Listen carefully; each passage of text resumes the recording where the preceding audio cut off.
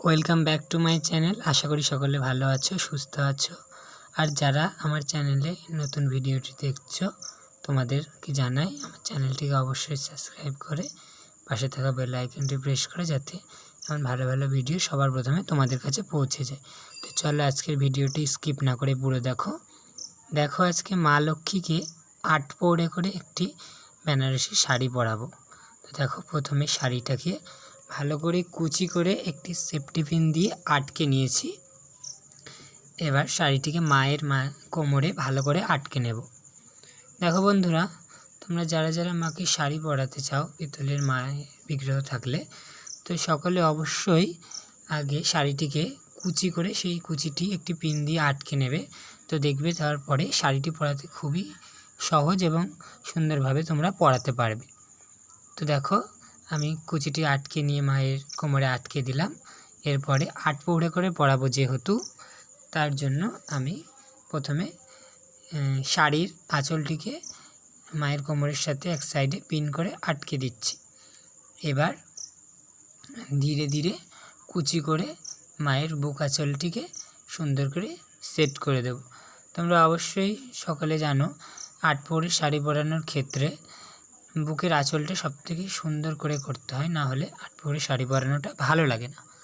তো দেখো বন্ধুরা, এমনভাবে ধীরে ধীরে সুন্দর করে একটু হাতে টাইম নিয়ে ধীরে সুস্থে এমনভাবে আঁচলটি কুচি করে নিয়ে তোমরা মাকে শাড়িটি পরাবে, যাতে দেখতে সুন্দর হয়। তো দেখো আমি ধীরে ধীরে সুন্দর করে শাড়িটির কুচিটি আঁচলের কুচিটি করে নিলাম এবং সেট করে দিচ্ছি। তো দেখো কেমন লাগছে। এরপরে আঁচলটি সেট করে দিয়েছি। সেট করে দেওয়ার পরে কত সুন্দর লাগছে মাকে। আজ বৃহস্পতিবার, মাকে স্নান করিয়ে শাড়ি পরাচ্ছি, একটি নতুন শাড়ি। প্রত্যেক বৃহস্পতিবারে আমি মাকে স্নান করিয়ে শাড়ি পাল্টে দিই। দেখো এবার মাজায় একটি কোমর বন্ধন দিয়ে দিচ্ছি। তোমাদের কাছে যার যার কাছে মায়ের কোমর বন্ধন কোমর বিছা রয়েছে, তোমরা সেটি দিয়ে আটকে নিতে পারো, কোনো অসুবিধা নেই।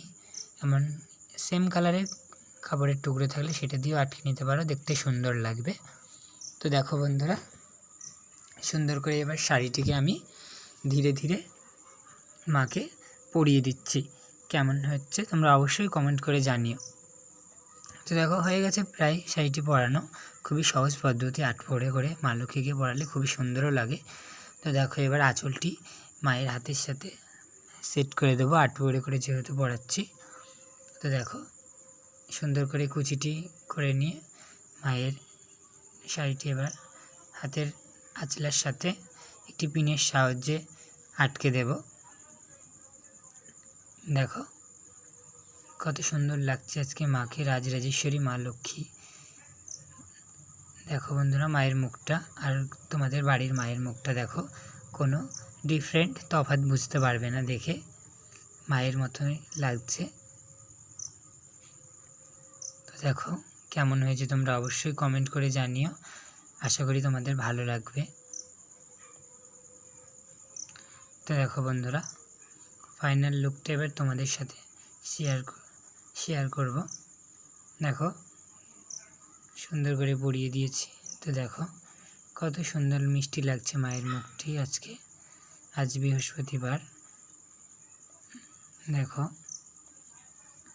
সুন্দর করে শাড়িটি তোমরা এমনভাবে মাকে পরে শাড়ি পরাবে, দেখবে খুবই সুন্দর লাগবে।